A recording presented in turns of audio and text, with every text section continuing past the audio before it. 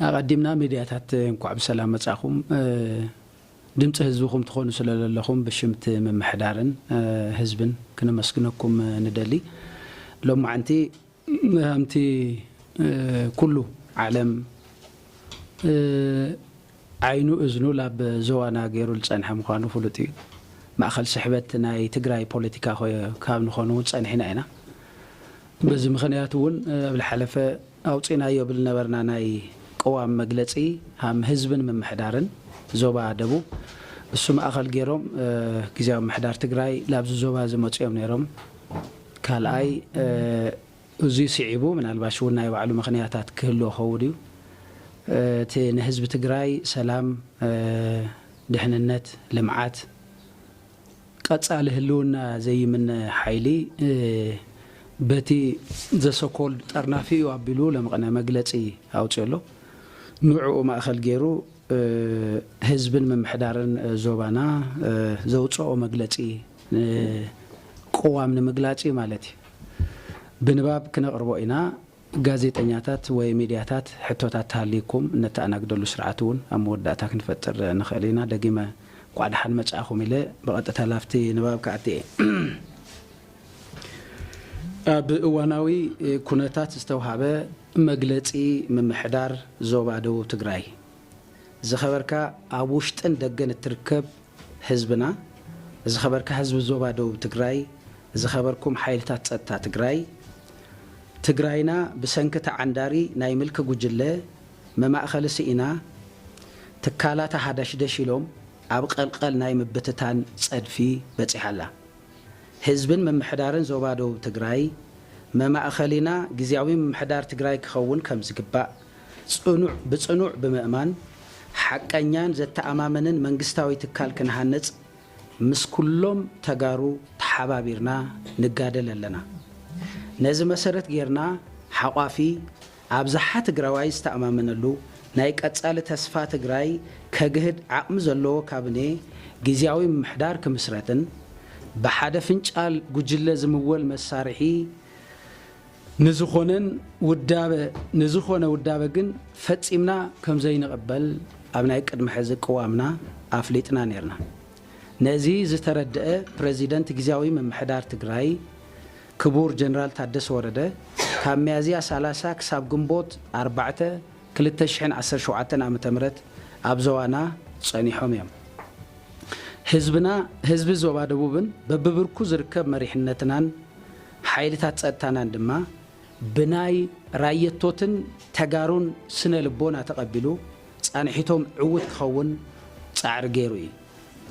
اب صانحيتهم بفلاي مسم محدار زوبان ورداتاتن مدممات زنورو مييت تخايدي اب تمييت بوانانت اب تقالالي ناي تግራይ خونتات ገጢሙና ዘሎ ጸገምን አፈታት ሓውን اب ተጣይሹ ዝተባሃለ ካብኔ ግዝያዊ መምሕዳር كنتات حيلتات ጸጥታናን ምስ ሻዕብያ ዘሎ ዘይንቡር ርክብን ምስደህንነትን አወጻጻን ፕሬዚደንት ነበር ፕሬዚደንት ጌታቸው ረዳን ካልኦት አጀንዳታትን ተላዒሎም ሰፊሕ መይጥ ተገይሩ ካብዚ ብተወሳኺ እቶም ፕሬዚደንት ኣብ ዞባ ደቡብ ትግራይ ዝሳለጡ ዘሎ ናይ ልምዓት ስራሕቲ ዑደት ዘካየዱ እንትኾን ኣብዚ ስዕቡ ጉዳያት ድማ ምርዳእ ተበፂሐሎ حدا تግራይና ሕዚ ገጢምዋ ዘሎ ሓደጋ ኣዝዩ ዘሰክፍ ተሓጋጊዝኻን ናይ ኩሉ ዓቕሚ ተጠቒምኻን ካብ ምፍታሕ ወጻኢ ሓደ ነተኻሊ ብምጥፋእ ክንድሕን ከም ዘይንኽእል በዚ ሒዝናዮ ዘለና መንገዲ ጥፍኣት ነዊሕ ክንጸንሕ ከም ዘይንኽእልን ብቁልጡፍ ክንፈትሖ ከም ዝግባእን እጸገም እናተኣከበ ዝመጸ ናይ ፍትሕን ሰናይ መምሕዳርን ሕቶታት ዝወለድዎ ምዃኑ ننبار حزبي حالواتو اب حدغا زئتو فتحاوي ايكونومياوي تطقام زي يغبر كبابياوي ممحدار ام تغبار صگمات سلازنبرون بدمر ፖለቲካዊ ጸገም ዝፈጠሮ በመخانو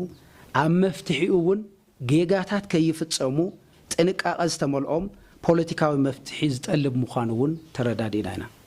ክልተ እቲ ተጣይሹ ዘሎ ካብኔ ግዝያዊ መምሕዳር ትግራይ አሳታፋይነቱ حقافنتون ببزوحات أكلات حتوتات يلعللو كم زلون بخيدنا تمعرارية كم زخيدن بفلاي أبا ودا دبا زوباتات فلوي تخرج توهيو كم زسرحون أمر الدأت وجهي سلسته حيلتات ستنا تكلاو تلقوا من نافت أمو زدقا قفلون تواديدهم سلامن دحننتن حزبومن لعلاوي جزاء تجراين وحس عم جبار كرباربو كم زقباون تردادينا هنا 4 كم من قستوات عايز جبرو قداماوي ركبات فتسيمو تقبل النت زي باللومن ناي حجر لعلاونتن ربح حزبن أب حدا جاز ودق بمخانو دما تبك كتتلك جبر كم زقباون عمر الرداء تبتحي حمشته قبل علي نبر بريزيدنت جزاوي محدار تجراي أي تجيتاتشو ردا تفتسيمهم زبحالو ناي دحننت حدا جاتاتن فتسمتن متصاري كوميتي وي انكوايري كوميتي تتعايشو يسرح كم زلون وصيتو أبقى تسالي نحزب قلت كم زخوننون تردادينا هنا شدشته كبابياوي محدرة بسوتهم ديسيبلين مفتسام نتقطيمنا زولو صقم كم حدا عبي مفتحن ديمقراسياوي نتن مخانون مرددا زتبصحلهم غداياتهم ازي زي توحط اللومن كاب عقرقرن دم فساسن وصاي كنبر زيخ الججلة ملكن عندران بترنافيو أبيلو قلتي ناي كوينات أواج قبل على حزبن من محدارن زوبا دبوب أو جلو إذا عندارن هاي ملك ججلة أبز حزقوان نزم قلتي كوتس استقدر له مخنيات ناي بعلو كوانت هنا نتوم بريزيدنت ناب زوبا دبوب ممصوم أفلطون زي محاب بزقبرو زلو ميتاتن وسانتاتن رعيدو أنا زي تساتف كل مدرخ تقبلنت يقولون جبل مال أختين محلافيو لعلو خلوقن إذا ناي ملك جوجلة نتز تلوت خونتات مردة أبيو نبعلو كم بارتن منجستن حاسبو ينكسا اسمه اللاوئيو بزون منجستاو محاور مفراسن معراين سلطان ناتا يزبل قلت مال أختي أحلفلنا له بزد ما ناي هزبلو علاوي سلطان شافلقو ناتما مأخل تجارك خونن تل أخواتاتو بزقبا نخفت سمزخلو تكالاوي قومنا كهلون مقبار هزبنا زصعرو لزلو جيزياوي من محدار تجراي سلطانو منزعو نصو زقوص أصرو عشانقوليت منجستي نكهلو نكفتر زعقتو نجر كم زي اللي بقلتي أو جلو سلازغنا جزاو محدار تجراي نزهم زعينت عندرا عجاء تقدماي كابني جزاو محدار انت يبصحو ياه كبلون قلت مرقص كوسدن يقبا نبل أمرارحان هزبن زوبا دبو تجراي مس كلهم حيلتات تاتواديدنا بمسرح أبز حلفو كل التعامتات أب سلامن دحننتن ماين تفترون ما أخل زقبرن أي حرشا سرحتي ناي كتما سلاحتنا لو علاونت عم مخبارن تفناقلتي عم ملاسن أب تتقامنت بفلاي نحاربنياتاتنا سدراس وقاتنا منا أساياتنا ما أخل غيرنا زجمرنا يوم سراحتن زخدنا يرحقتن مسجود لتاتو زبرتات خوينون نهالوه نسوقاتنا حاربنياتاتنا كبر زي بلون بزيهم ناشقت أزنبر صار حزب جوجلجن بزي باتي كوبراريو أبيلو كنقفو تراي قدمون انت هنا لو علاونت مخباري هون تفناقلت من ملاس نبوليتيكاوي قمار زتقم از جوجله نتي زخدنا يرحقت نمردا انت تصقملو زغرم ايكونن انت حزبنا من محدارنان زوبا دبوب جن حادنته ماستيموم تسفا سنيقوم أب سلاموم وحس غيرهم أب تحت جزاوي من محدار تجراي كبابياوي من محدارهم أتناخرهم كابدخنت نموتة زتلموا مدب كل عقم موادهم بمتقام جهدك جوريهم من محدار زوبا دبوب بهزب زوبا دبوب طرح يتعرره بمخانو ون حارا زي وصا كبابي حارا كوص نامربتو زي تملسه حزبي نامربتو كملس اب كند مربراب حارا زوصا كبابي ناب هوكتن عقرقرن نمئتاو تليمو يتليما يسرح الله كامبال نلعلي ሕጊ አልቦነት የለን ስለዚ ነዚ ናይ ጥፍኣት ፕሮጀክት ብትረት ከምንቃለስን በዚ ምኽንያት ንዝፍጠር ጥፍኣት ብሕታዊ ተሓታቲ እዚ ዓንዳር ጉጅለ ምዃኑ ክፍለጥ ይግባእ ንብል እዚ ዓንዳር ጉጅለ እዚ ካብ ጌጋታቱ ዘይመሃርን ኣብ ልዕሊ ጌጋ खाሊእ ጌጋ እናደመረ ትግራይን ተጋሩን ናይ ደገን ናይ ውሽጥን ድኹማት ክዕንድሩላ ቀጻሊ ዕድላታ ዘየለለየትን ባሃስተንበር ትጓዓዝ ህዝብን ክልልን ገይሩና ኣሎ እዚ ኹነታት በዝን ተቐጺሉ ዘሎ ሓደጋ ናብ ዘይምለስ ብርኪ ቀድመ ብጽሑ ተወሳኺ ናይ ጥፍኣት ግዜ ከይረክብን ተስፋ ሰላምን ልምዓትን ዝወነነ ብሄር ከልወና ኣብ ጎንና ኮይንኩም ንኽትቃለሱን ንኹሉ ፈታዊ ብሄረ ትግራይ እናጸዋዕና ብፍላይ ሓደ ኣብ ውሽጥን ደገን እትነብር ህዝብና እዚ ዓንዳር ጉጅለ እዚ ቀይድ በተኽ መንገዲ ተኸቲሉ ትግራይና ዓምደ አልቦ ገይርዎ ኣሎ ኩሎም መተኣሳሰሪ ገመዳትና እናበታተኸ ሓባራዊ ክብርታትናን ስለንቦናዊ ሓድነትናን ኣብ ሓደጋ ኣውዲቑ እቲ ዝገርምን ዘብህግን ናይ ትግራዋይነት መንድቕና የነቃንቆሎ እዚ ፈጺሙ ዘይኸውንን ትግራዋይነት ኣብ ተጋሩን ትግራይን እምበር ኣብ ዝመላኸ ጉጅለ እዚ ዘይምስረት ምዃኑ ብዘየዳግም መንገዲ ብሓባራዊ ቐልጽምና ክንዓግቶን ብኢህን ምሂን ብሄርና ካብ ሓደጋ ምብትታን ክነድሕንን ጻውዒትና ነቕርብ ህዝብና ህዝቢ ዞባ ደቡብ ትግራይ ራያ ራዩማ ኣብ ዝሓለፉ 2 ዓመታት ዋላ እኳ በቲ ዓንዳር ጉጅለን መሳርሕቱን እናተሰለልኻ እናተገፋዕኻን እናተጓነኻን እንተተጓነኻን ንስኻ ግን ኣናእሽተይ ናይ ሓሳብ ፍልልያትኻ ኣጽኒሕኻ ዝተበታተኑ ደቅኻ ሓይልኻ ኣኪብኻ ተወዲብኻ ሓድነትኻ ስጢምኻ ስለ ዝተቃለስኻ ነዚ ጉጅለ እዚ ዘይትቁርጠም ህዝቢ ኮይንኻዮ ኣይምብርከኽን ብምስለኔ ኣይመሓደርን ዝብል ጽኑዕ መርገጽ ሒዝኻ ዝጀመርካዮ ቃልሲ ተጋሩ ሕዋትኻን ካልኦት ፈተውቲ ሰላምን ልምዓትን ዝኾኑ ሓይልታት ኣብ ጎንኻ ኮይኖም ክቃለሱ ጌርካዮም ኢኻ ማእኸል ስሕበት ናይ ቃልሲ ናይ ፍትሒ ርትዕን ዴሞክራሲን ምዃንካ ድማ ክብርን ሞገስን ይግባእካ እዚ ዘይተውሓጠሎም ሕማም ኹርምቲ ዝኾንካዮ ዓንዳር ጉጅለ ኣንበርኪኸ ተዘይገዚአካ ብምስለኔነት ተዘየመሓዲረካን ግዝኦይ ተዘይኮንካን ብጠመንጃው እንተኾነ ክጎብጠካ እየ ዝብል ቁሉዕ መግለጺ ኣውፂኡ ምንቅስቓስ ጀሚሩ ኣሎ ብህፁፅ ተመዓራሪኻ ውዳበታትኻ ስጢምኻ መክቶ ከባቢኻ ማእኸል ልምዓትን ሰላምን እምበር ማእኸል ዕግርግርን ህውከትን ክኸውን ፈጺምኻ ከይትፈቅድ ናይዚ ህውከትን ዕግርግርን መሳርሒ ዝኾኑ ኣብ ውሽጥኻ ዘለዉ ውልቀ ሰባት እውን ዓቃራ ናይቲ ዝጀመርካዮ ከባቢያዊ ውሕስነት ስለ ዝኾኑ ብኢህን ምሂን ናብ ንቡር ክምለሱን ኣደብ ክገብሩን ብግልጽ ቋንቋ ንገሮም ብቐጻልነት ኣብ ዝንጸሩ ሰላማዊ ናይ ቃልሲ ኣንፈታት ዓሲልኻ ብንቕሓት ቃልስኻ ኣጠናኺርካ ክትቐጽል ድማ ንጽውዕ ንሕና ኣመራርሓ ዞባ ደቡብ ትግራይ ራያ ራዩማን ናይ 14 ወረዳታት ኣመራርሓን ቃልስኻ ኣብ መወዳእታ ክሳብ ዝበጽሕ ኣብ ጎንኻ ኮይንና ከም እንንቀሳቐስን ካማና ዝድለ ናይ መሪሕነት ታራና ክንዋጻእ ወሲና ብቐጻልነት ከም እንጋደልን ክነረጋግጸልኻ ንፈቱ ግዚያዊ ምሕዳር ትግራይ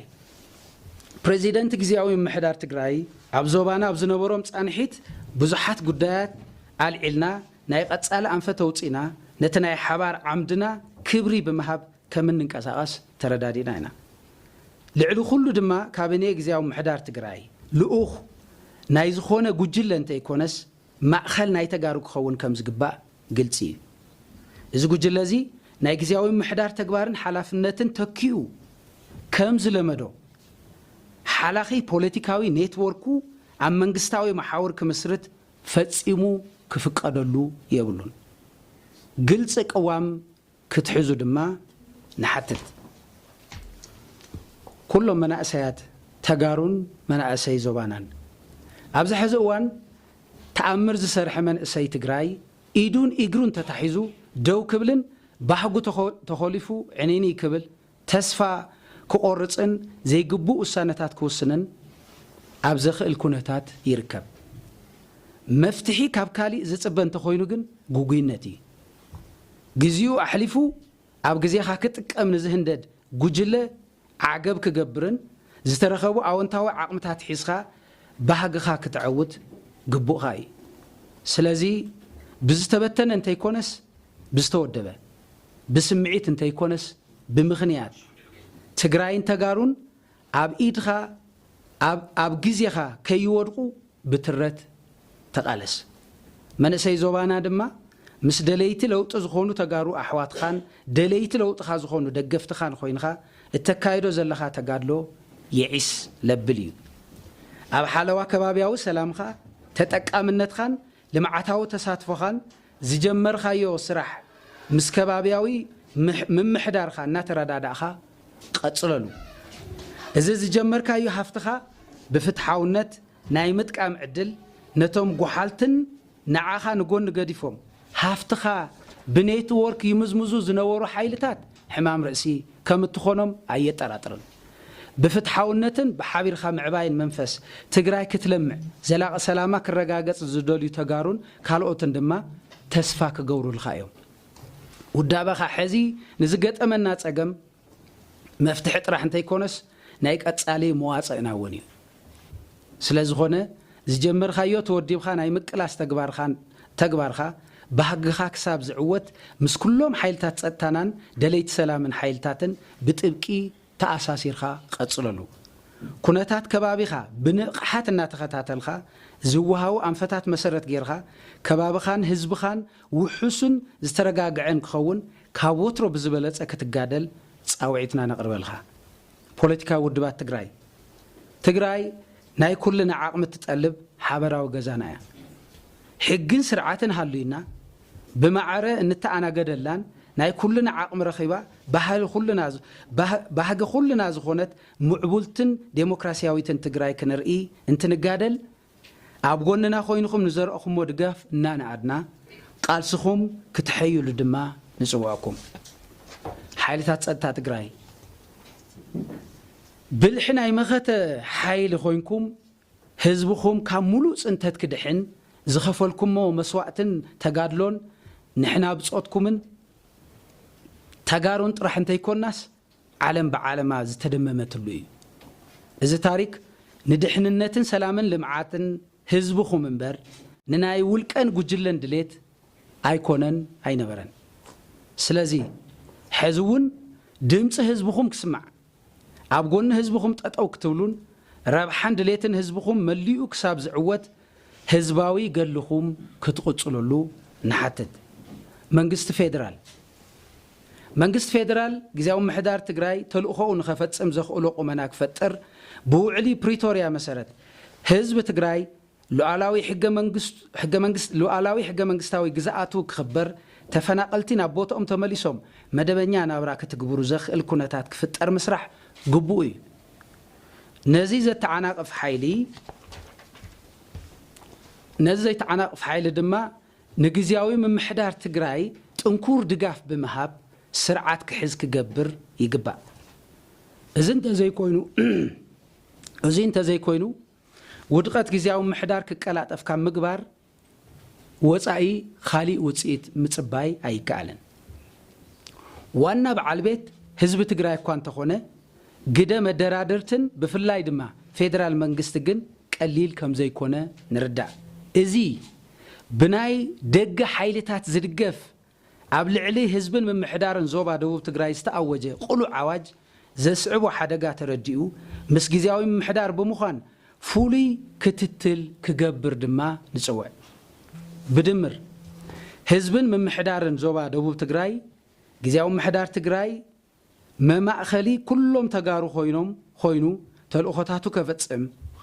ንቐጻሊ ተስፋ ትግራይ መሰጋገሪ ኮይኑ ክወፅእን ነዚ ዘፈጽም ትካላዊ ቁመና ክውንን ኣብ ዝግበር ርብርብ ከም ቀደምና ካባና ትጽቢት ዝግበር ኩሉ ከም እንፍጽም እናረጋገጽና نتزجمرنايو ناي سلام لمعاتن سرحتنا زعنقف ناي ملك تغبار جن اتريرنا كمنقاومن كمنقالسنا فلطنا كل فتاوي سلام حيلي ميدياتات دياسبورا ዲፕሎማትን ምሁራንትን ድማ ደገፍኩም አጠናኺርኩም ክትقጽሉ ንጽውዕ ዝተጀመረ ለውጢ በህዝባዊ ማዕበል ይዕወት ክብርን ሞገስን ንስዋዕትና ኣብ ግዚያዊ ምሕዳር ትግራይ ምምሕዳር ዞባ ደቡብ ግንቦት 5 2017 ማጨው ይቀነለ